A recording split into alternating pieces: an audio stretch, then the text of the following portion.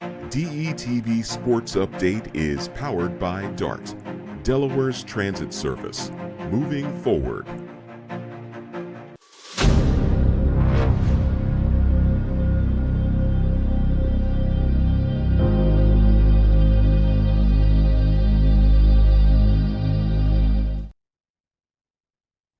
Well, look at this. The crew is back together here on a Wednesday evening. What's up, everyone? Welcome into DETV Sports. A long time has passed, and we're now got the crew back together to talk about everything that's going on in the world of sports. As always, joined by Matthew Maurer and Jason McCall. Dennis running the show here behind the scenes. We have a remote Zoom show here today. It'll be our last show of 2024, and then we will be back with the start of 2025. So, guys, have a lot to get in here. But great to have everyone back together. Jason, how you been? Great to see you. Hey man, back in the mix. It's good to see my brothers, my brethren once again. I had a few things, going on, and just life in general, happening. Uh, I missed the banter when Eagles beat the Ravens and all that stuff, but That's right. Wow. all all is well. I mean, Sixers still suck, so it means something. Oh, man, we already got a Um, shot. The Sixers show just Yeah. started. We'll talk about them a little later. but no, yeah, good holiday season right now. It's my one of my favorite times of year. Everyone's a little more jovial around this time of year, just out in public and even at work. So, no, my favorite time of year. My anniversary's coming up. All that Christmas coming up. My birthday is coming up in a few weeks. I'll turn the big 4-0 the week of the next show we have. So, Yeah, there we go. There you good go. things going on, man. Master's program going well. Only got two classes left next semester. We out of here. So Yeah, there we great go. times, man. Great to be back and That's ready to right. get this showing the rules. That's right. We got a lot to talk about. Matthew Maurer joining us as always. Matthew had a nice couple good takes on your Facebook page there today. We're going to dive into what you think about some of those things here a little bit later on, but a little bit of a hiatus for us here. How you feeling here back on the show? Feeling good, man. Back to doing what I do. Been more focused on college basketball than NBA because gotta start building up for the NBA draft and All right. Be here see before we what's know it. happening and stuff. So yeah, I mean it's just been busy for me as always. So So we got a lot of things to talk about today, guys. We're here on a Wednesday, so we'll maybe take a look at some of the matchups this Sunday as opposed to recapping what we saw on Sundays when we're usually here live on Monday. So we'll look ahead there. We get to talk a little bit about the NBA ratings and what they've done so far this season. Ratings dropping down there in the NBA. I'll get you guys' opinions on that here a little bit later on. We've had some quarterback situations in the NFL, a lot going on there, and I do want to start there today, guys. So we're going to start with a guy that has made his name synonymous with our show, and that is Kirk Cousins, Captain Mid, who looked like he had graduated from that title last year. We kind of maybe moved him up when he started to play really well, tore that Achilles, signed that big deal, guaranteed with the Falcons coming back in, a lot of expectations in 24-25, and things have gone poorly, and that's an understatement. He had, again, the worst quarterback statistics out of pretty much everyone in the league. Through the last 5 games, he's thrown just one touchdown pass, so I believe 9 interceptions, also threw a few fumbles in there as well. I mean, he's been not even living up to the name Captain Mid. He's no longer mid. He's been that bad, and now the Falcons going to make a switch. They're going to go with the 8th overall pick, Michael Penix Jr. He's going to get the start this weekend, somebody that I know we like during the draft process out of Washington, so we're going to talk a little bit about that. But first, guys, the Falcons getting to win 15-9 this week. They've won a couple now. They have one game out of the division. Is this the time to make the switch? We talked about Kirk Cousins and how bad he's been, but they're coming off a victory. Usually don't see a quarterback switch after wins like that, but he's been pretty bad. Was this the right move for Atlanta? Um, Yikes. You never want to have to make this move, but you look at the way Kirk's been, excuse me, playing the last 4 or 5 games. His confidence is shaken. So it's actually the right move. It may not be a permanent move. I think this might be a move to just have him sit back, look at things maybe for a half or maybe for a whole game. Because if the game is close coming up this weekend, I believe he's going to be inserted back in the game. If it's crunch time for a quarter, he has history of having come back. So if the game is close, even though Penix might have a decent time prior to that, I do think he will see some action on the field. But I think they're done though. I really think they're done. Although they already swept the Bucks though, but Yeah. you know, but yeah, I don't think they have enough. You know, they're one game out again, playing well. Got a couple wins. Their wins this year, two over the Bucks, who were playing very well, and then they had that win over the Eagles at the beginning of the season, also. So some big wins there, but things really a struggle as of late. Matthew, I know you're a big Michael Penix Jr. guy. We didn't think we'd see him maybe in year one or even in year number two, but as I mentioned, Kirk Cousins 1 touchdown to 9 interceptions with a few fumbles in his last 5 games. The Falcons have made the switch. What do you think, Matthew? Right call? Absolutely. I mean, at this point, you know what you have with Kirk Cousins, and that was always the thing about Kirk Cousins that people who are Kirk Cousins fans didn't want to digest, and that is he's a byproduct of having good talent, not being ultra talented. Um, he's an adequate quarterback. He's okay. I mean, he got the name Captain Mid essentially because on paper he looks great. It's when you start to break him down and you start to get into the minutia of how he plays, and you start to sit there and say, well, this guy really isn't what you think he is. And look, I would love to be his accountant or his agent. He's made Me too. serious money over his career, being a guy that isn't ultra talented and escapes all criticism and all real scrutiny about his game. So for me, it's always amazing. I mean, he's one of the few quarterbacks I've ever seen get paid obscene, and no one brings up the salary. So. And again, I have some Did you say statistics there that we're going to get to here in a second. Go ahead, Jason. did you say minutia or manure? I think they sound the same. When it comes to Kirk Cousins, yeah, they're both about the same. They're both about the same. And you said in Matthew, right, he's had a lot of talent around him coming from that Kevin O'Connell system in Minnesota where he had success for those years. Well, we're seeing what Sam Darnold doing in his first year over there in Minnesota. So obviously that had a lot to do with the success that he had, you think, now, and seeing how he's playing, as of late for Atlanta. They asked him about it earlier today. He said it's more about decision making. He doesn't feel like he's physically unable to play. He said it's his decision making. He's not making the right choices there out on the field. And when you watch the film, it's pretty evident that it is that way. So, and if you look at Kirk Cousins' career record, if it were to end today, say just hypothetically it was the last time he's ever started, going forward as he gets benched, 83, 74, and 2 was his record overall. 83, 74, and 2. One playoff victory in 13 years. Just one. And career earnings of $321 million during that period. And see, I'm glad you brought that up. And I'm not just saying this because Jason's on here. I'm saying this because I think we all three have quarterbacks that people love to talk about their failures. And this is a guy who you just read off those amazing statistics, the amazing amount of money. I mean, Jason's heard it about Lamar. I've heard it about Brock Purdy. I know you've heard it about Jalen Hurts. And yet very few people talk about Kirk Cousins. And to me, that's always been amazing how a guy can get literally that much money in that time frame, and we don't mention his failures. It's like, oh yeah, he did all that, he's great, he's good, and people want to gloss over the fact that he really hasn't done a whole lot. It's crazy. Not to mention his horrible record prime time in his career. Yeah, that's right. Like a lot of those 79 losses are prime time games. Games after or games after 4 p.m. in general.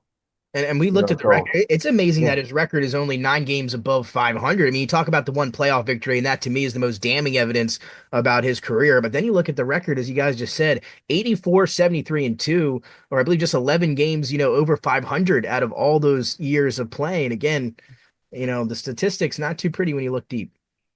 So is the playoff win in Minnesota or was it in DC?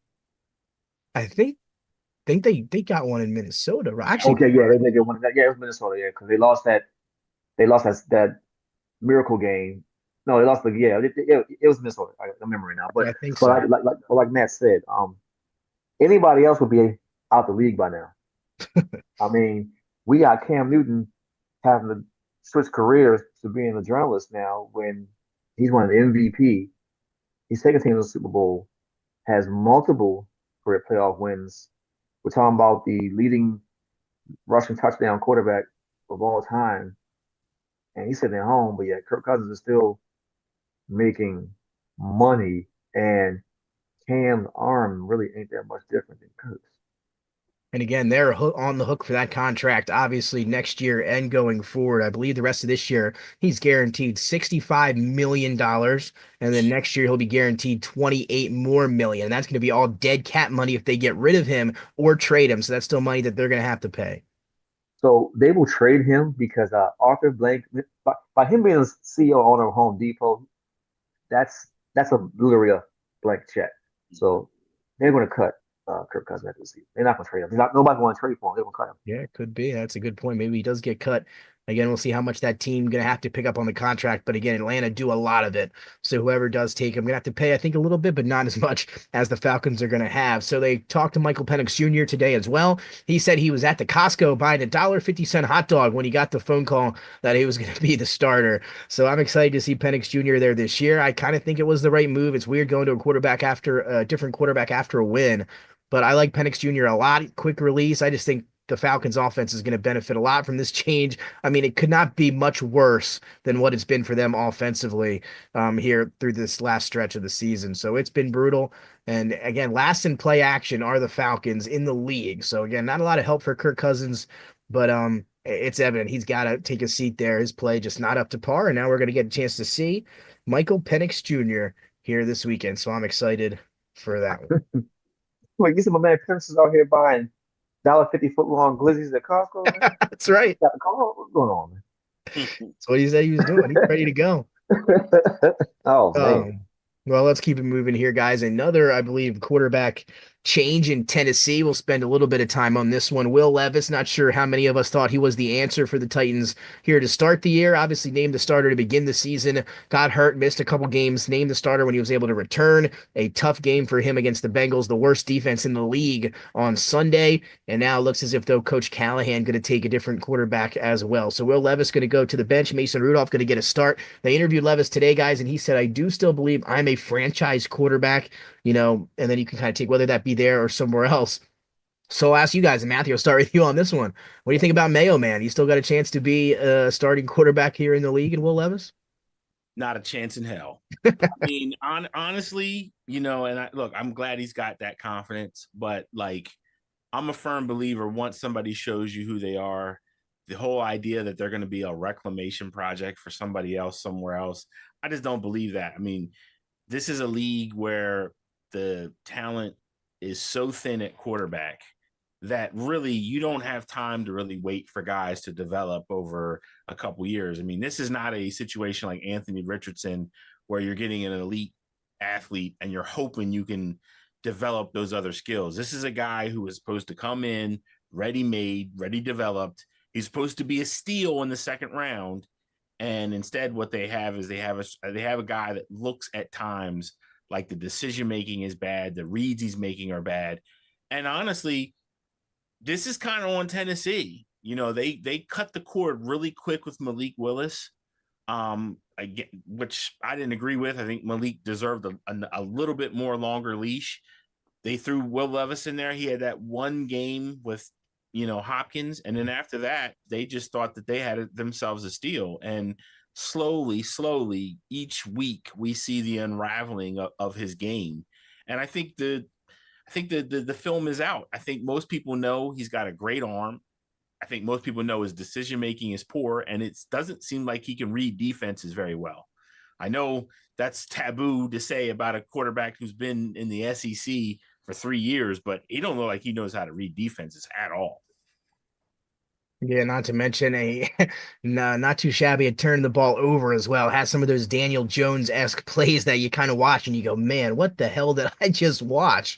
So we'll see maybe if he takes a back seat like some of these other guys and maybe, gets a chance. But once, and same thing with Kirk Cousins, once you bench those guys, especially more than once, it's tough to kind of come back with that same organization. You talked about reclamation projects. Sam Darnold in Minnesota is one of the few instances where we've seen that, and that's because of Kevin O'Connell, in my opinion, and what he runs over there in Minnesota. It just doesn't happen too often. I don't have a lot of confidence in him, Jason, and I'm assuming you feel the same way. Will Levis should not have been drafted in the second round, number one. I never understood why his draft grade was so high. Like, I didn't see that on tape. I watched the SEC as we all do. But I watch the non-elite football schools in SEC, like the Kentuckys and Vanderbilts, teams like that. He wasn't. He never popped off the screen. I mean, honestly, Will Levis gives me great value. Jay Cutler, another former SEC quarterback. Um, Similar playing style, big arm, gunslinger, but the in between the ears was never there for them. Yeah. You know, Cutler just had a better supporting cast. They would have stuff masked by Brandon Marshall for years, but He was a but that bad was really, man, man. Brandon but Marshall but was a bad but man. but you take Brandon Marshall away from Jay Cutler, Will Levis, like you Like could. crazy to think about. I mean, look at DeAndre Hopkins, that one game with a little bit of time there. Look at them since. But we have to start talking about the Tennessee Titans as a mismanaged franchise, a piss poor management from management standpoint, if you will. You have to think 3 years, no, 4 years ago, you have Tannehill, you have AJ Brown, you have Derrick Henry, you have all AFC these big names. Championship appearance, right? I You have believe all that these year. guys in the locker room, stalwarts, if you will. Today, you have none of them. You don't repay Derrick Henry, who may have taken a team friendly deal if they were serious about him still playing there. Because originally, Derrick Henry wanted to retire in Tennessee. Uh, you cut the cord way too quick on Malik Willis. Could you have imagined one full season RPO style like Philly is running with Jalen Hurts and Saquon, but had that with Malik Willis and Derrick Henry when they're both pretty much the same size, running that RPO and just Levis running the inside and Henry bursting out to the outside? Then with keeping AJ and not drafting the guy from who's the wide receiver they drafted? Traylon Burks out of Arkansas. Dylan Burks, and he's But been poof. and well, let me. I mean, you said it. If you look at some of the things that they've done, and to Matthew's point about Malik Willis, he's played in I think started 2 or 3 games in Green Bay this year. He's undefeated. He's looked good in that Matt LaFleur offense. It's just so different when you go from one organization, as you mentioned, to a competent one as Green Bay is. I mean, that can just change, so many things. But to me, it all goes back, as you guys mentioned, to that AJ Brown deal on draft day. Eagles were able to get AJ Brown. All they had to give up was that pick that ended up being Traylon Burks. I mean, it was just kind of a weird deal for Tennessee to do. They thought they were going to get younger by trading their second best player on the squad. That was a big time steal for the Eagles. And then they fire Mike Vrabel, who was again had done a great job there for so many years. And then they fire him and bring in Callahan last year. So it's just a bunch of different things, as you mentioned, Jason, about an organization that just hasn't been there here since I can remember. So we'll see if that changes anything. But they're going to be in the market, I believe, for a quarterback again next year. Who would want to play for them? What do they have on paper to make it? And you're not going to Nothing. entice too many. You're not going to entice too many free agent quarterbacks to play in Nashville. Oh no, Nashville is a great Absolutely. city. Don't get me wrong. But Love Nashville. if you're a prima donna quarterback, you're not going to Nashville. You're not doing it. You're not going it. Again, It's and you got it's a mid-major market. It's like somebody like you really see superstars go to places like the Milwaukees, the Minnesotas. You rarely see big primetime athlete free agents going to those places. The exceptions are people like Reggie White being the first free agent going to Green Bay in '93. The exceptions are people like that. That's not a regular occurrence. So, and the way that they fired Mike Vrabel, people are not going to want to go there because of that skill. Like you have to think about that. And then they let their best players go in pretty much 3 years. You let Derrick Henry go for nothing, who right. was the franchise. The A.J. Brown draft day trade will go down as the dumbest trade probably since the Herschel Walker Cowboys trade, honestly. Or maybe the Deshaun Watson for everybody else Cleveland trade. But yeah, it's one of the dumber trades in NFL history. It really is. When you look at the production at this point. and Then no, go A.J. ahead. Brown was what, like 26? Like you traded a receiver in the beginning, not the end of their prime, the beginning of their prime. Well, and What? that brings to the next question, though. Like, right? I mean, go ahead, finish your statement before I ask you this. And this is also the same team who they could have actually had AJ, and DK. This is also the same team that made Corey Davis the first round draft pick too. So see how that worked out. So Tennessee, since the days of McNair and Eddie George, they've been a BS franchise.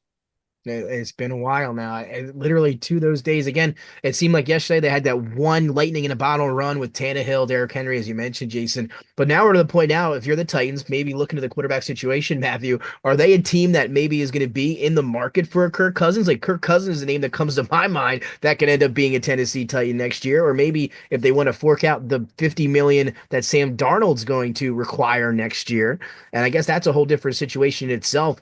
Darnold, as of right now, reports are he's looking for over 50 million or something in that range after this big year in Minnesota. I don't know if it's going to be in Minnesota, but question number one is, do you think the Titans will be in the market for any of those guys? And if so, if not Tennessee, what team do you see maybe shelling out all that money for Sam Darnold?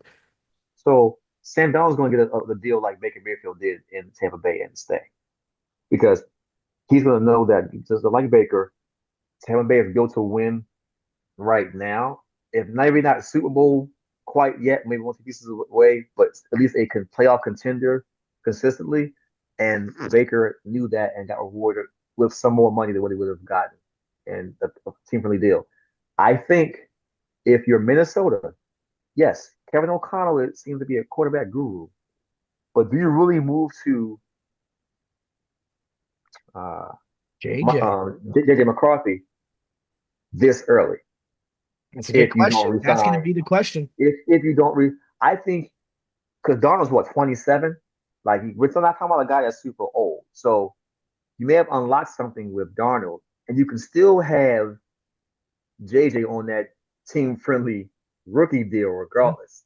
I would give JJ at least another year or two. I mean, I would give Darnold at least another year to Minnesota and see what could happen. I would probably add another piece or two on the offense side of the ball, maybe additional lineman and additional receiver or tight end to pair with Hawkinson and see what happens with Sam Darnold playing there. After that, cool, but I at least give them another year or two if I were. I would pay him. I would give him a 3-year deal, team option at the second year. That's what I would do. Again, he's going to be requiring some big money over there in Minnesota if he were to stay. So again, coming off that ACL, Matthew is JJ McCarthy. So we'll see if they take that approach, maybe give him some extra time, as Jason mentioned. But what do you think about that situation? I mean, look, it's going to be hard for them, I think, to move off of Darnold right now. I mean, I always felt that Darnold got a raw deal with the Jets. Yeah, I agree with you on that one. I felt that they traded him way too early. I think they reached for Zach Wilson because of his off-platform throws, and he's supposed to be the next Pat Mahomes. We quickly find out there's only one of that. Yeah. And I think Sam Darnold has one thing that I don't think you can get with Will Levis. I think Darnold has the intelligence to play quarterback. I mean, he went to the 49ers, sat behind Purdy, learned what Shanahan does. And Shanahan does a really good job at accentuating guys' strengths. So I think Darnold's starting to say, like, oh, maybe I can just do certain things. And then he went to Minnesota, who, again, is another great situation there with the system that they have. And I'm still not sold on McCarthy. I'll be honest with you. He was one of the guys that I least liked. Yeah. Out of all the guys, I felt, in a situation, I felt he was kind of a reach for what he did in college. I understood why they did it. I just felt it was a little bit of a reach. But I gotta be honest with you. If I'm the Titans as a former Oiler fan, I just look at the Titans and I say, where is the intelligence at this point? I mean, they were so far ahead of most NFL teams. They were one of the few early teams to embrace a tight end / fullback with Frank Wycheck. They were one of the first early teams to ignore color and get quarterbacks, whether it was McNair, they took from a 1AA football program, or a Canadian football player out of Warren Moon. They ran the run and shoot. I mean, there were things that they did to get ahead of where they were at because they were not a free agent destination. And they were intelligent with doing that. what I see now with the Titans is I see a team that doesn't know A, what their identity is, and B, has lost the innovation that kept them as one of the league's better teams. You look at their first round draft picks over the last 10 years, the best one of them all is Jeffrey Simmons. It's not even close. There's no one even close to him. And they haven't had an impactful guy on the offensive side since Chris Johnson on the offensive side in the first round. So again, this is part of the problem with Tennessee. So am I going into the market and grabbing a QB? Absolutely. I don't want to go into the free agency. I want to go into the NFL draft market and try to just pluck as many QBs as I can and really give them ample time to find out if I have a guy that can play or not. I'm gonna give y'all a name. Uh-oh. You asked about names, right? Yeah. I'm gonna give y'all a name next year. It might end up in Tennessee if they still want to play football. Okay. I don't think the Steelers bring Russell Wilson back. They really want to see what Justin Fields has. See Russell Wilson's name on your radar, Tennessee. Interesting there. Yeah, you never know. Maybe. I'd rather take Fields if I was Tennessee, but yeah. But the Steelers aren't going to let Fields. Tomlin loves Fields. He's not going to let Fields go. No, you're right. And again, that AFC South has been what we thought could be the Texans division. They have not played up to par at all here this year. I mean, for the most part, that division's been wide open now, for 2 years. So again, they won the division. They clinched on Sunday, so they wanted to get them back to back. So yeah, with playing as poor as they are, so crazy there in the AFC South. But we'll keep it moving on. Before we stay into football, just another stat here. If the following results occur this weekend, if the Chargers beat the Broncos, the Titans beat the Colts, the Niners beat the Dolphins, and Cleveland beats the Bengals, we will have all 7 AFC playoff teams determined with still 2 weeks to play. It would be Bills, Chiefs, Texans, Steelers, Ravens, Broncos, and Chargers. No conference has had all their playoff teams locked in with 2 weeks to go since 1970. So again, these playoff teams almost situated already. I hope that happens. Selfish reasons. I hope that happens. Yeah, we'll keep it going there. But I do want to get your guys a quick opinion. We're going to go to basketball here for a moment. And I just want to talk a little bit about Doug Gottlieb. You've heard about what's going on with him here in the Division II school. Obviously, he's at Green Bay. They invited a D2 school in for some of their games, referred to them as Nobody U before they got there, said he didn't want to play in the game. This is kind of a waste of their time. And they end up losing to a Division II team, 72-70 to Michigan Tech. So did you guys see that story? And your thoughts on Doug Gottlieb and what he had to say? Honestly, Nick, first time I'm hearing about it is from you right now. Oh, man, it was a funny one, guys. I wish you would have had a chance to see that. I can't consider myself a Doug Gottlieb fan. I'm glad ESPN removed him years ago. I wasn't a Doug Gottlieb fan when he played basketball. He played at Oklahoma State. I never bought into the hype. I know Matt probably might have similar sentiments for Doug Gottlieb with some more in-depth intel, but yeah. But I mean, them be losing to Wisconsin Green Bay. Wisconsin Green Bay isn't. Yeah, they're D1 on paper. I'll play there. I'm not going to discredit them, but they're D1 on paper. It's not like they're not the main UW Madison. They're not bad. Still a bad loss, Matthew. Did you hear about this? I did, and it didn't shock me when it came from Gottlieb's mouth. he has a really bad history of just saying things for the sake of saying things. I think he wants to be Skip Bayless, a little bit more edgy. I think he fails to realize that there has to be some relevant intelligence when you say certain things. So, again, we're talking about a guy that in his prime averaged 6 points a game at Division I basketball. I mean, he really got famous because of his family's contributions to basketball.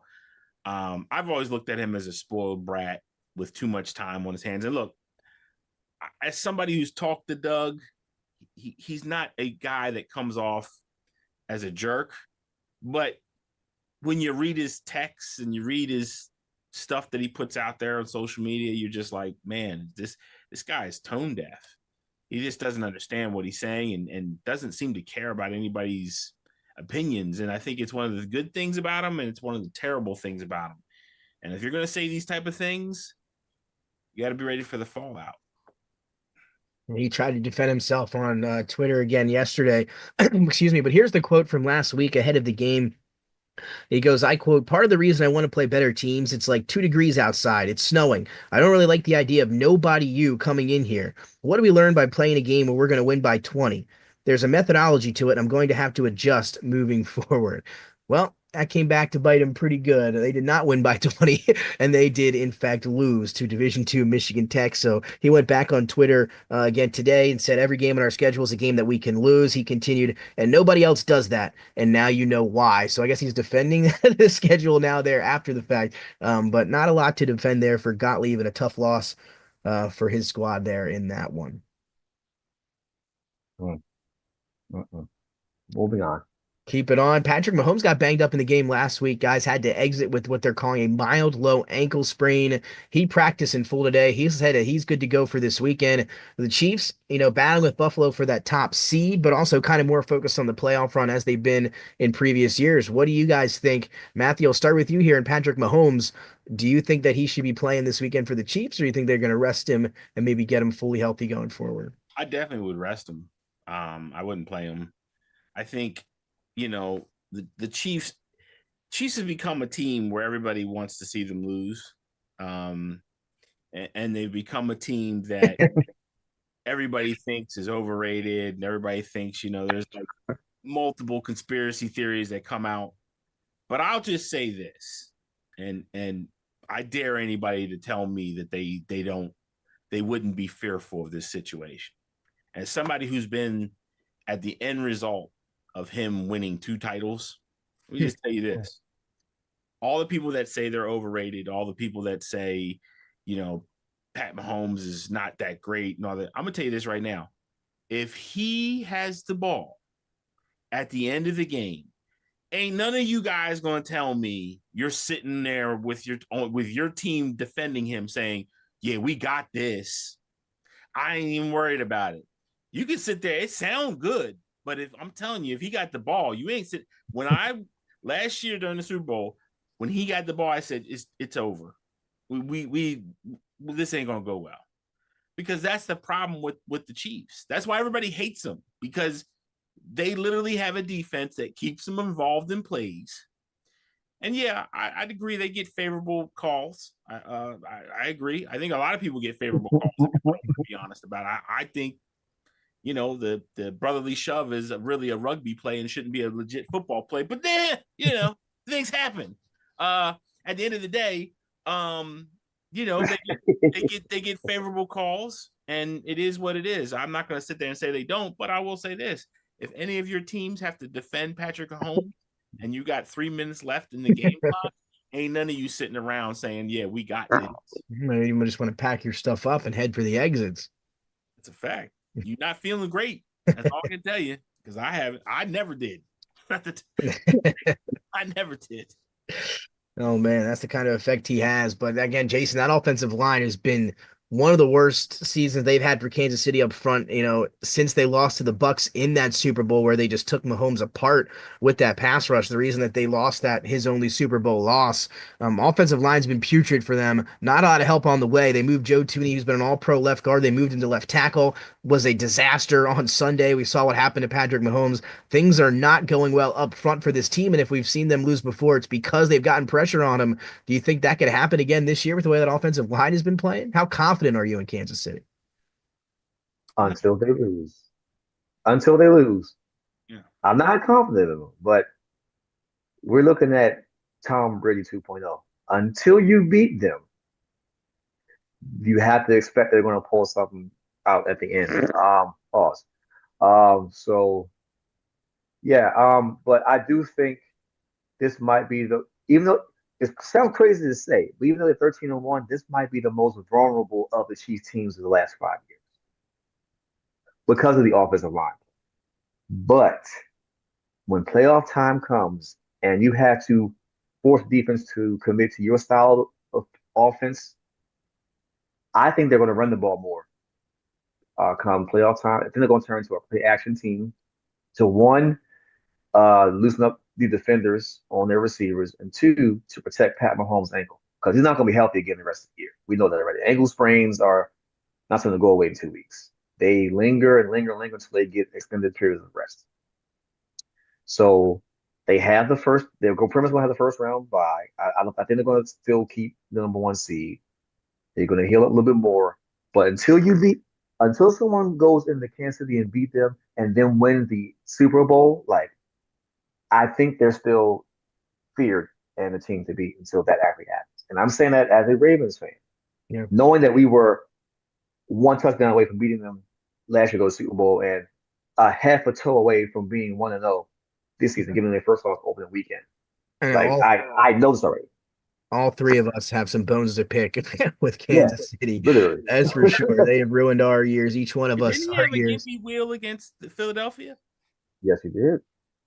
So Also had a pass interference lost in the game. right.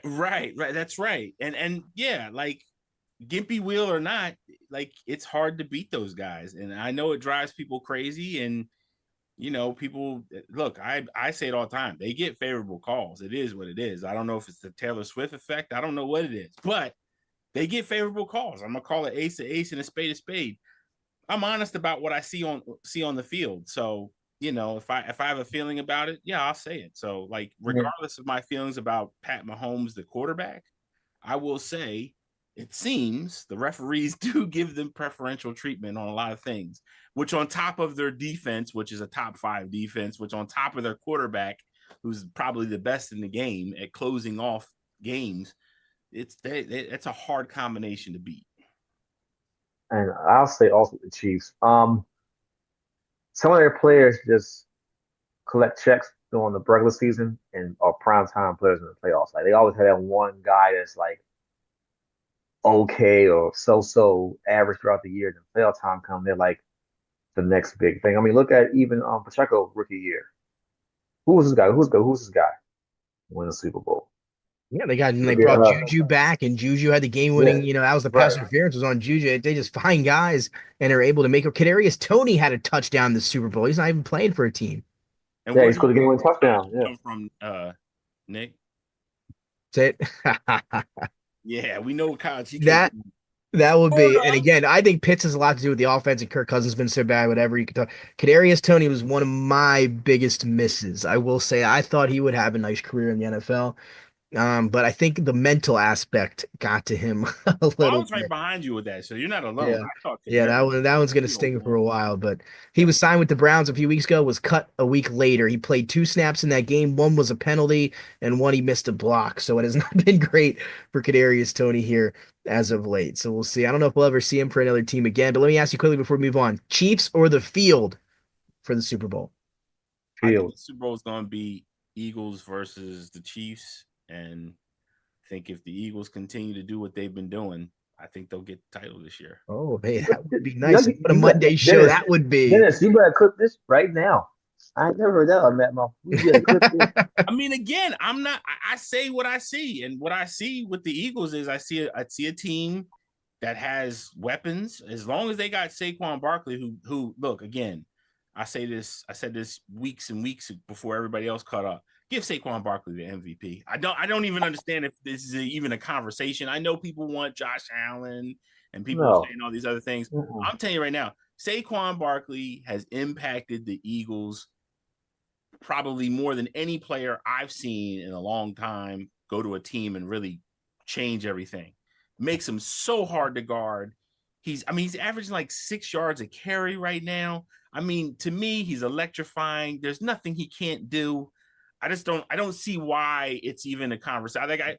I watched the games this weekend. I just kept hearing, well, Josh Allen, MVP, Josh Allen. I'm like, what is Josh? And again, I respect Josh Allen's talent. So before people throw tomatoes, it's not like I'm saying this guy is trash. I respect the talent, but how do you look at what Saquon Barkley's doing out there and look at what Josh Allen's doing out there and telling me that Saquon doesn't deserve it? If he doesn't get the MVP this year, just change the trophy to QB MVP and just leave it alone. MVQ, baby. MVQ.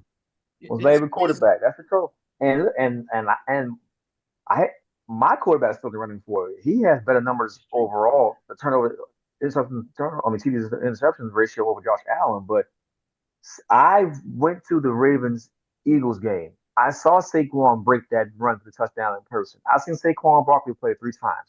Saw him play twice against the Commanders when he was the Giant, and there's one game in Baltimore where he was with the Eagles. Every time I've gone to see a Saquon game, he's ran a 60-yard plus touchdown with Yeah. no with like he's not using any moves or wiggles or cuts. It's literally just hitting the hole and breakaway speed. Like I've seen it on own two eyes too many times now to not give him the MVP, especially this season with what he's been doing. Like you say, he's the one main piece they were missing. Yeah. Somebody I who mean, told the rock, bell cow. Him on this squad is like T.O. in '04 when T.O. went to Philly and they Mm. just took off. It's the exact man, same that was effect. one of my favorite seasons. T.O. Like one of it's my favorite players of all time. Really wish he like had a longer tenure in Philadelphia. it's the same effect. And if he's not MVP, something is truly wrong. And then add on, if he actually breaks Eric Dickerson's single season rushing record, there's a way you can't give it to him. Well, There's no way possible. yeah, and that's I think the difference. And let me just say this to the Eagles management because I watched the game. I think they're trying to ease off Saquon a little bit. Look, please let this dude run roughshod through the league so that we can get another running back the MVP award. We've already tried to kill the halfback position to some degree. We take them later in drafts. We don't pay them the No same doubt. amount that we used to.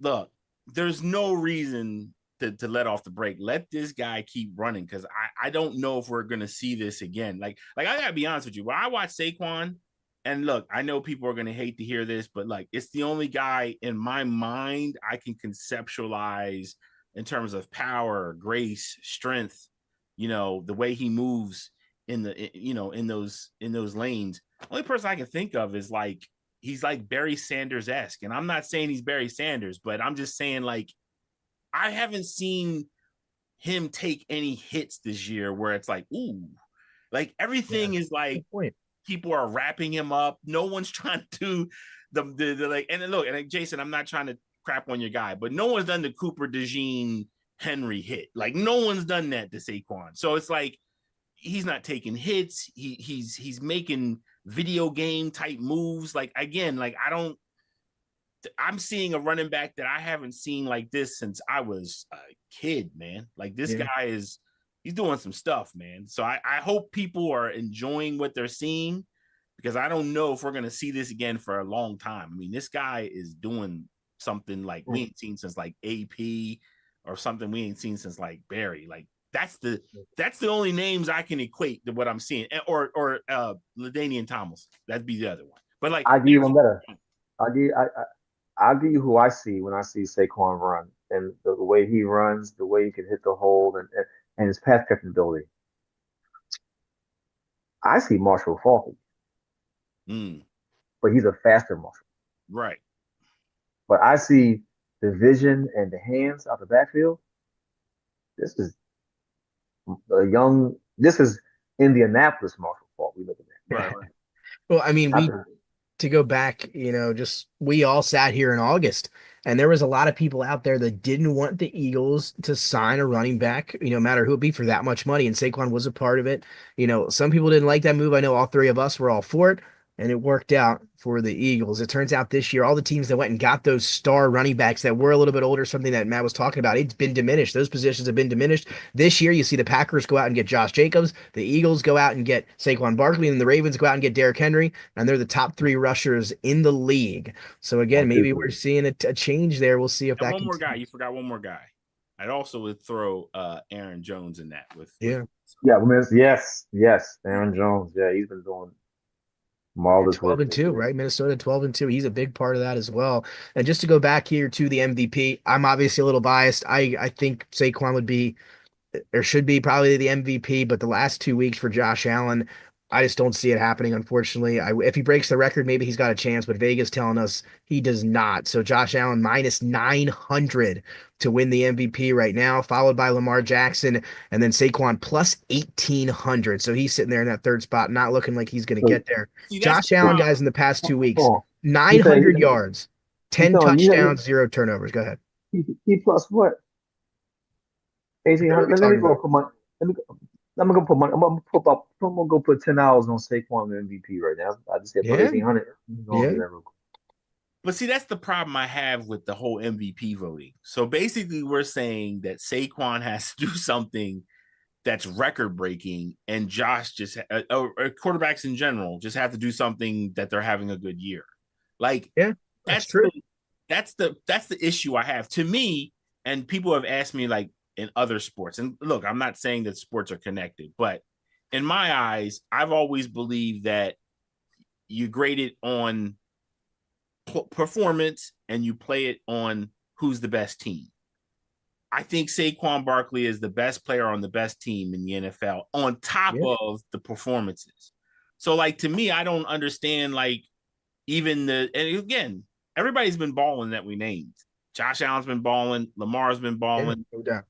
like, no shade, but like, to me, he's the best player on the best team, and he's had the electric plays. I just don't know why this is even. Why does he have to break the record? To me, if he doesn't break the record, if he gets 1,900 yards, I don't see how like he still doesn't get the MVP. Because to me, you should be rewarding that for performances, for plays, and also like being the best player on the best team. I think that has to matter. And unfortunately, in today's NFL, it's like we want to do the whole thing where it's like we ignore some of that and we just say like, oh, look, it's the quarterback. And it's like, look, I respect the quarterback position. I respect the guys that we're talking about, but it's like, let's be honest. There's a reason, and again, not throwing a shot here. There's a reason why Jalen Hurts' name isn't being involved in the MVP discussion this year, even though he's a quarterback on the best team. He's not the guy that's stirring the drink, if you will. He's the guy that's just in the background, and that the guy that's doing the main bulk of the work is Saquon. So, like, I just don't understand the logic with some of these voters if that's what they're saying, that they literally need Saquon Barkley to break records in order to get the MVP. That's just crazy to me. But Yeah, I agree with you. And how about this stat again, guys? And I think it would be a lot different if this were different for him. He's been tackled at the 1 yard line 11 times. Jalen Hurts has 11 rushing touchdowns from the 1 yard line. Can you imagine if Saquon had 11 more touchdowns? I mean, that's just insane to think about it. It's unbelievable. yeah, it is. It's nuts, and that's the Right. Yeah. look at those metrics. You're just like, what?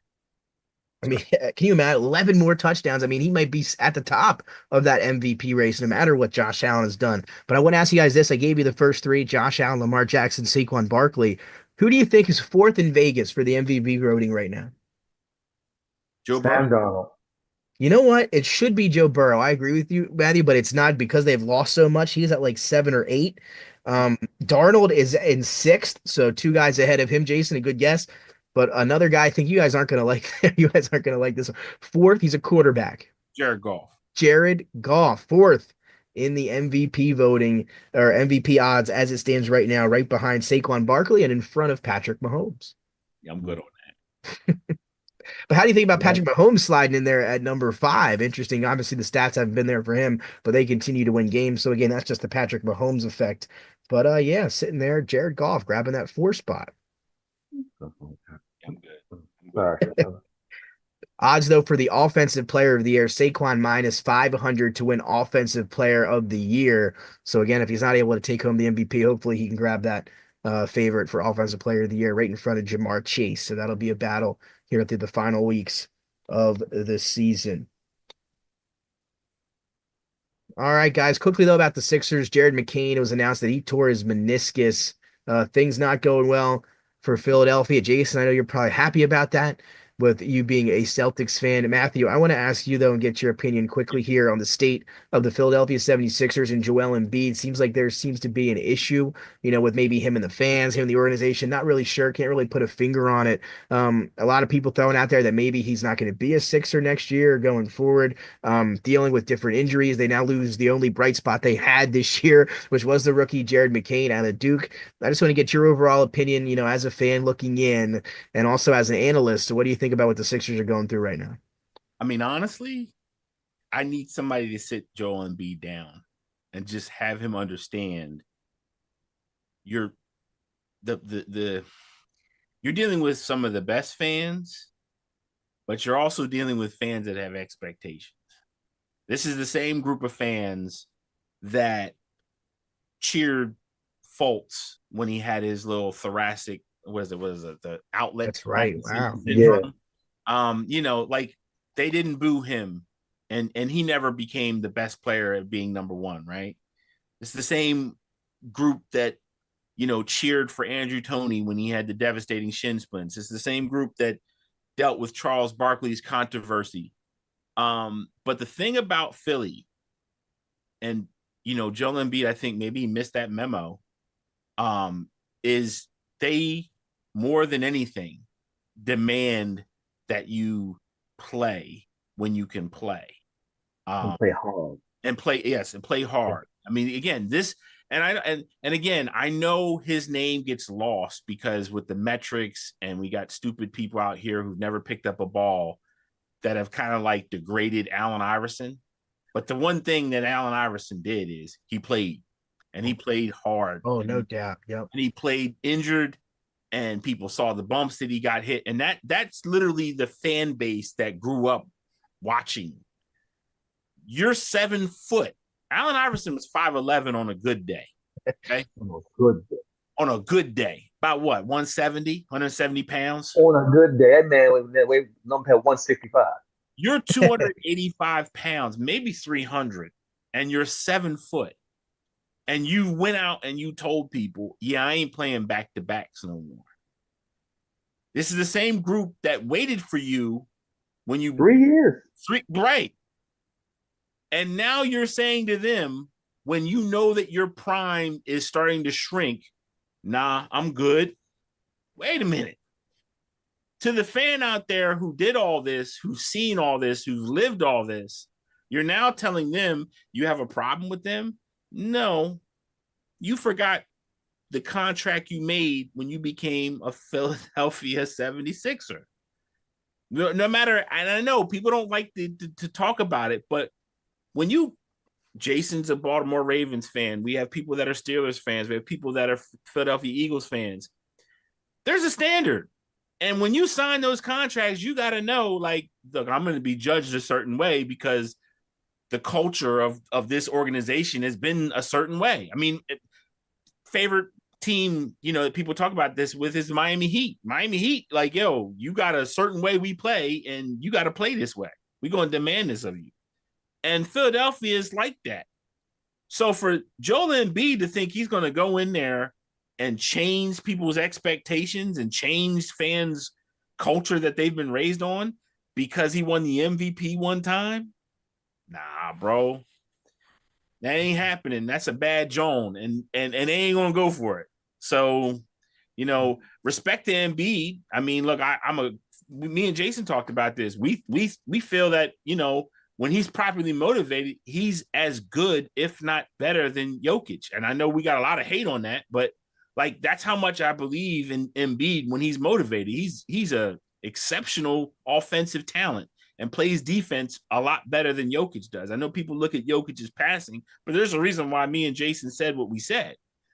At the end of the day, the frustrating part about all this is we see it, the fans see it, and now we're saying, nah, I'm going to push pause and I ain't going to do this.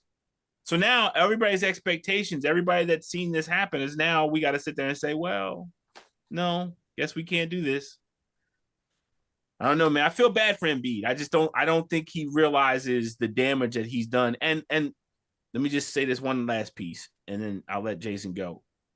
I also don't think he understands this.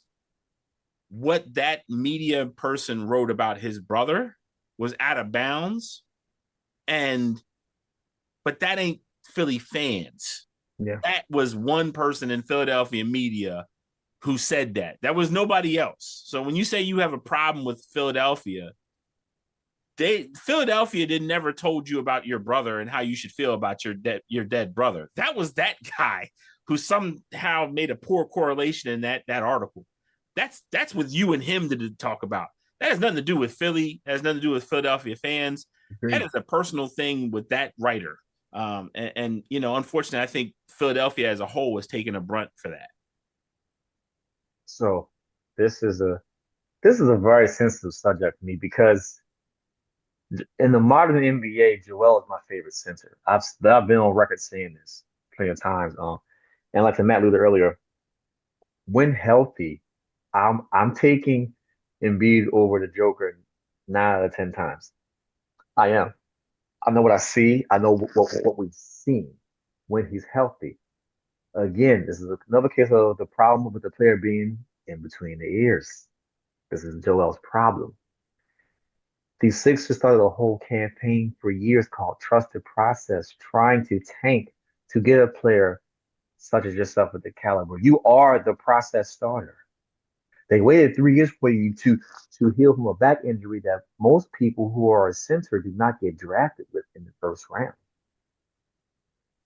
They changed the whole offense, built the team around your skill set, and you have yet to deliver.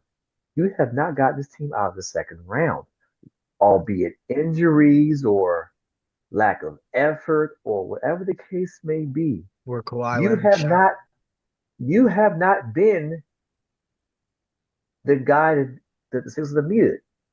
And people looked at me crazy last year when I say on air that Maxey is the face of the franchise now and not Embiid. And they should build around Maxey instead. Now I look like I'm Nostradamus because Embiid has shown us otherwise ever since I made that statement. And for you to be out of your prime at 29, 30, that's you. That's your conditioning. That's your piss poor habits of eating and conditioning and strength.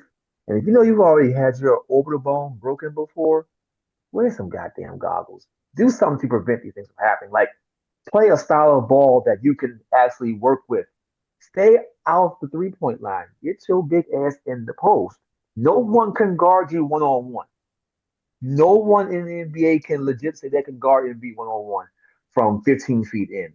It's not possible. He does not dominate the game the way he should. This is why Shaq talks about him so much. Shaq loves his game, loves what he can do, but they're so mad with his inconsistency with this. And this is why, like Matt said, somebody needs to have a meeting, a roundtable with Shaq, Charles Barkley, AI, Wish you could have Hakeem Moses. Olajuwon, Hakeem Olajuwon, who he respects. If you get those four people in the room with him, and he actually sits and listens, he changes. But I think he's on a one-way ticket out of Philly. And it's sad to say because he should be there long term. Should only wear one jersey. But Stephen A. Smith said something today, which was crazy. But he made sense. And he loves Embiid too. But he said, young brother, you this close away from being Ben Simmons. Mm. Mm. And it made Oh, sense when he said it. I had to sit back and like, wait, Embiid hasn't been injured just as much. Well, and that's the thing. When you look at the injuries, I mean, it's kind of insane to think. I mean, he's hurt. The stuff that happens to him, you could argue is unlucky, but it happens every single year. It's becoming consistent. He just took the floor for the first time again this year. You know how he's been taking all these games off. He was hurt last week in the face again. I mean, it's just so crazy to me, the stuff that happens to this guy. I don't know. It's just incredible. But, And then you look at this but games. He's only played in 6 games so far this year, guys.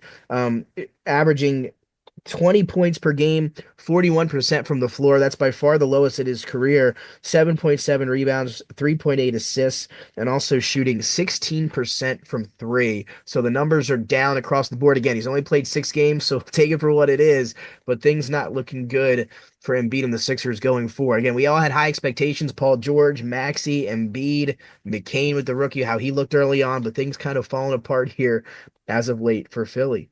yeah, it's like it frustrates me because although I'm not a Sixers fan, my wife is. I enjoy going to Sixers games just for the atmosphere alone. The arena has some of the best sight lines out of Yeah. any NBA arena, and the fans are passionate. Like I'm a Ja fan, so the difference between a Grizzlies home game and a Sixers home game is otherworldly. Like Yeah. Memphis games are like a wine and cheese crowd. Like you can hear yourself at a Grizzlies game. Yeah, I was in school in North Carolina going to those Charlotte Bobcats games back in Yeah, the day, and that's you could hear the person across the you, row. you can hear yourself. Sixers game, they could be playing the Washington Wizards, Utah Jazz. Yeah. You're going to get 19,000 sold out seats. You're going to get rowdy crowd. You're going to get energy, energy, energy. So if you can't pour that into yourself because it's being poured into you, then something is actually wrong with you. And I do feel that at this time right now, I hate that I'm saying this, but the Sixers have to trade Joel Oh, Embiid. whoa, all that conversation there to hit him with the trade at the end. They have to trade this guy. He is now becoming a locker room cancer. Well, the thing, and guys, tell me if you heard when that report came out that Maxey confronted him in that private team meeting, a month or two ago, where he's like, "Hey, you have to show up to things. You're not there on time. You're not there at all." I had no idea that this stuff was going on behind the scenes. What was your guys' reaction to hearing that about Embiid not showing up to team functions, being late to meetings, just not being around the team while he's dealing with these things? I find that insane and unacceptable at the same time. Uh, Uh, Not surprised. Superstar treatment. Not surprised. Yeah, But I mean, I guess I shouldn't be surprised, but I didn't know he operated like that. but if you're going to be given that treatment, you have to produce on the floor. You got to show up for your teammates, and he's not doing that. He's not doing that. And Maxley finally grew some balls and got tired of it. Because Maxley knows this is his rookie year. Yeah. Let's be honest. Maxley, no man, I'm tired of it. I'm tired of this dog. Like we don't have to shoot the fair one verbally about I this because this I is just again this is done now. hmm. This is done. But also with Embiid, right? He was healthy during the Olympics, the best shape of his career. What the hell happened between August and training camp? Again, he struggled on that Olympic team, in some of those games. He was kind of, should we move him to the bench? That was a topic during that Olympics. But he was healthy. Yes. So what happened between you smiling and laughing and kiki and then training camp happens? You can't play at all. It's weird. It What is a weird what did situation. you hurt? What did you hurt between Harris and training camp? Well, Matthew, This let me man, ask you. Go this ahead. man is the Kawhi Leonard of centers. Oh no. That's a good comparison though. Matthew, do you share the same sentiments there as Jason? Would you look to trade Joel Embiid? I would look to trade Joel Embiid, and here's why. We just mentioned the guy, Allen Iverson. So Allen Iverson didn't show up to team meetings. Allen Iverson probably didn't show up to any practices. I mean, he has that famous, viral moment where he talks about practice, But the difference between Allen Iverson and Embiid is when game day was there, that man was willing to die on that court to He play. was. It was so fun to watch, man. And at this point, I have a saying, and my saying goes, if you're Chef Ramsay, I'll take the yelling and the screaming because I know you're going to cook. So basically, if Allen Iverson was Chef Ramsay, you dealt with some things because you knew what the payoff was. Yeah. Like Dennis Rodman. Right. Embiid at this point, think you're Chef Ramsay, and this is no slight to anybody who's working there, but you're really a guy at Denny's. And you want the treatment that you're Chef Ramsay. You're not in Hell's Kitchen, my man. He's a You're in line cook. Denny's. Yeah, He's a you're a line line cook. cook, bro. Like you got all this diva complex. You ain't done nothing yet, bro. Like Allen Iverson, again, I hate to keep harping on what he did, but I think this is what Embiid's missing. This dude took Aaron McKee, Eric Snow, No, George Lynch. George Lynch, Todd McCullough. right, Todd McCullough. He took them to the finals. This dude can't get out of the first round. It is crazy to think about. Like, brother, I don't know what else you need to know. Like, that's the standard. You're not gonna be able to half-ass and think that, like, yo, I can just show up. Nah, dog, you ain't earned that. And then they took a game from the Lakers in that finals, which again they were Right. huge underdogs in And that one. look, And just crazy to think about. prior to that, Barkley carried the Sixers on his back for 7 straight seasons. He just couldn't get past Detroit or Chicago. With Hawkins. with him and Hursley Hawkins. So you both mentioned that you guys want to trade him, and maybe you feel the same. I think if the Sixers were to trade him, it would obviously be to a place where he wouldn't be the number one. Obviously, he would be, and I don't know where that would be, but if he were to get traded, he'd go somewhere where I think he may slide in as the number two, or depending on how this season goes, maybe even the number three. But I don't think it would shock me at all if he were to go somewhere else. It's just how it works in Philadelphia, and then he's able to get a championship as a number two or a number three guy elsewhere. That's something I can see happening if he were to be traded. Ain't a lot of tread on that tire left, though, Nick. I'm just gonna be honest with you. What do you think? Yeah, What do you think at this level? You think 2 years? that thing. Listen, he is driving on bald winter tires on black ice. Yeah, and forget Ben Simmons. He might be Andrew Bynum, where like My God. you're in a situation we might not see you at your level ever again. He was in Spain with the Bulls, and then never came back and played. I don't think a minute. Andrew Bynum was supposed to be a Yeah, oh yeah. perennial Hall of Famer. I'm sorry. He was a 6'2", wasn't he? Yeah, he Made was. that dumb trade That for was the him. big trade, right? We got Yeah. Bynum. Yeah, Never got him though. and I think this also closes the chapter. Once this is done, this closes The process. chapter. The worst chapter, worst GM I've ever seen in my life. It might be. I mean, we thought obviously during the process it was insane. Nobody liked what was going on. But then afterwards, there was a short period where they had Embiid, these other guys, even Jimmy Butler that year that I thought was their best chance to win it. And that shot happens in Toronto. But again, yeah, just things never, never came to fruition. It was, again, if it were to end like this, it would just be a dark moment in history. They really have nothing at all to show for it. You can argue MVP with the MVP. That's a solo award. That means nothing to me. I mean, it just doesn't make sense again. So things haven't been great in Philadelphia. We'll see if that can change. And again, it wouldn't shock me if, again, Warriors, I'm sure, have shown their interest. They've got some stuff they can deal. If he were to go to some of those other places, and I think he would be more inclined to stay healthy and more inclined to play somewhere else after going through all this, maybe. If he does have that deep down, we'll find out. But wouldn't surprise me if we were to win elsewhere. I just don't know. I mean, like you guys said, to not make it out of the second round after, what Iverson was able to do back in 2001. Just crazy to think about, but that's where we are. Yeah. And I wouldn't want him. If he doesn't want to be the alpha, doesn't want to be the main big dog, why would you want him? I mean, I don't want you. I'm good. And if they were to trade him, the haul, I'm sure, would be a nice haul depending on where he were to go. But again, Sixers, they lose McCain dealing with some other injuries, and Embiid's played just 6 games. Not looking like a great season, but a lot of time left here. We'll see if the Sixers can put some things together. Do you guys think they're a playoff team this year? No. Play in. They'll be a 9-10 seed. Play in. It's eager to see. They've also been noted that they've been aggressive in trying to shop their picks, trying to bring in another player. So we'll see if they're able to do that as well. Dennis, there we go. Throw it out there. What's going on, Dennis? And here we go, sticking with the NBA. Going to get your guys' opinions on this. So we just talked about the NBA Cup, right? I don't think any three of us watched a minute of the whole thing. Did you guys turn it on at all? I have to confess, I didn't see a minute of it. I watched it on replay. I didn't watch it live because I watched a little bit of the championship game last night, but that was for like 15 minutes. I fell asleep. Don't mean Yeah, so I mean, I'm kind of into football season, watching all that stuff, but I always got to check out some NBA. But this year, I just really haven't done it, so I'm part of the reason for these low ratings. But I want to get your guys' opinion on it. What is going on with the NBA? Because it's a fact now. Their ratings, they're out, and they are low compared to what they have been. A big decrease. Jason, I call on you. Matt, I'm going to piggyback off of what you mentioned on Facebook earlier, because me and you talk about this off camera all the time. No one wants to see basketball the way it's being played in the NBA right now.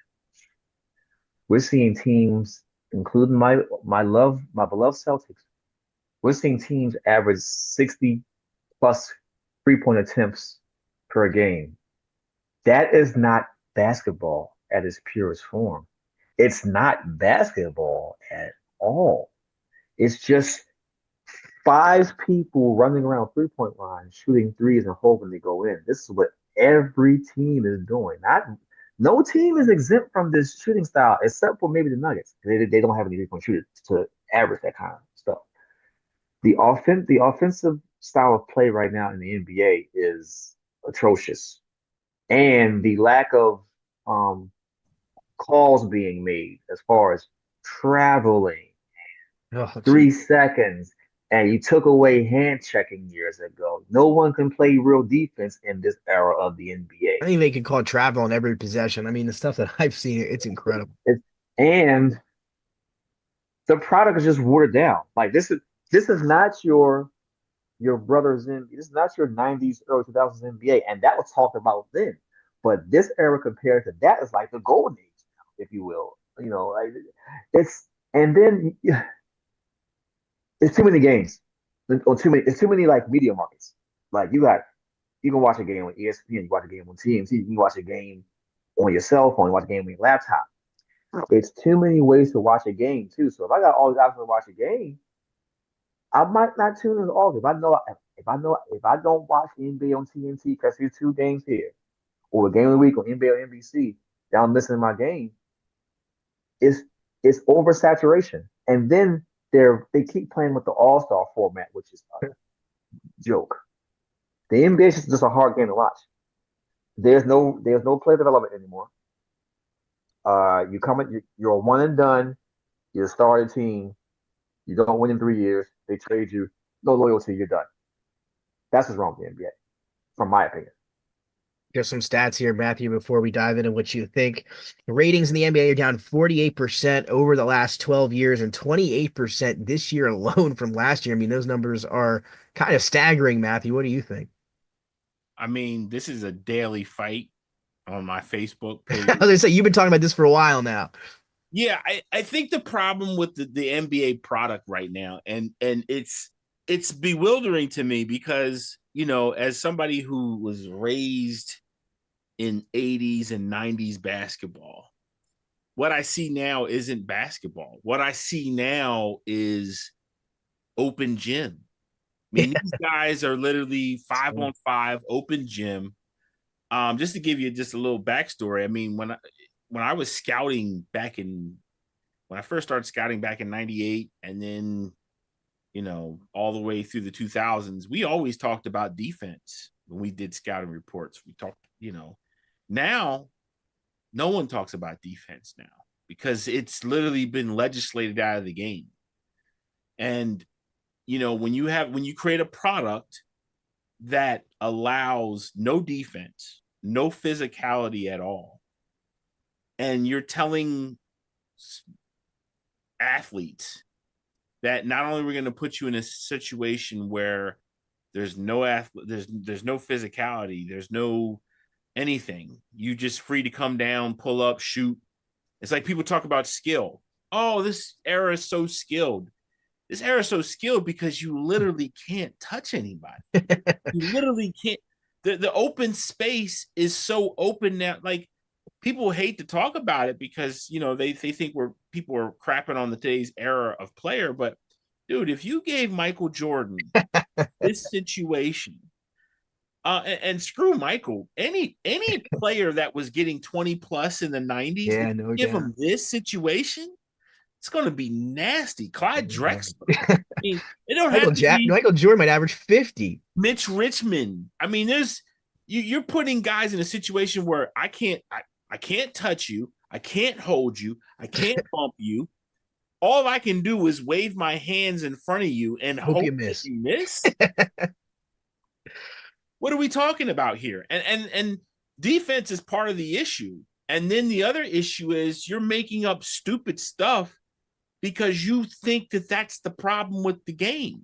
Like this Emirates Cup, it's nonsense, bro. You've bred Americans to accept NBA basketball being an end of the year tournament. You now say, oh, we're going to do it like soccer. This ain't Europe, bro. We don't want to be Europe. We don't want to be Europe. I understand you got the globalization thing. You want to be Europe. And I got news for Adam Silver. Maybe he doesn't know this. Maybe he needs some smarter people around him. Let me tell you something, bro. Let me just tell you something. They don't want your stuff either, bro. Britain might want it. Germany might want it. But Serbia, Spain, they don't want your product, bro.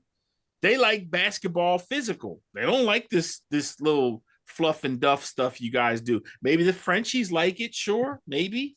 But that's about it. Your market ain't that big overseas either, because saturation of the game. You've had more Americans go over there. They got better training now. They've got better coaching now. Their younger players are playing professionally a lot younger than our players are playing professionally. So all this has contributed to the NBA just having a really bad product. And to Jason's point, we're taking guys at a 1 year because for some stupid reason we said guys can't go pro out of high school, which I always thought was like the stupidest rule of all time. Agreed. Because essentially what we're and I will tell you this because I've talked to guys. They watch guys that were everything in high school go into the NBA and struggle. And they said, man, I need to work on my game a little bit more because I just seen that guy struggle. Now, everybody's going after the first year. 5 points, 6 points. Bronny James, and look, and I'm not talking about Bronny. I know there's factors about Bronny James. Bronny James has got drafted averaging 2.5 points a game.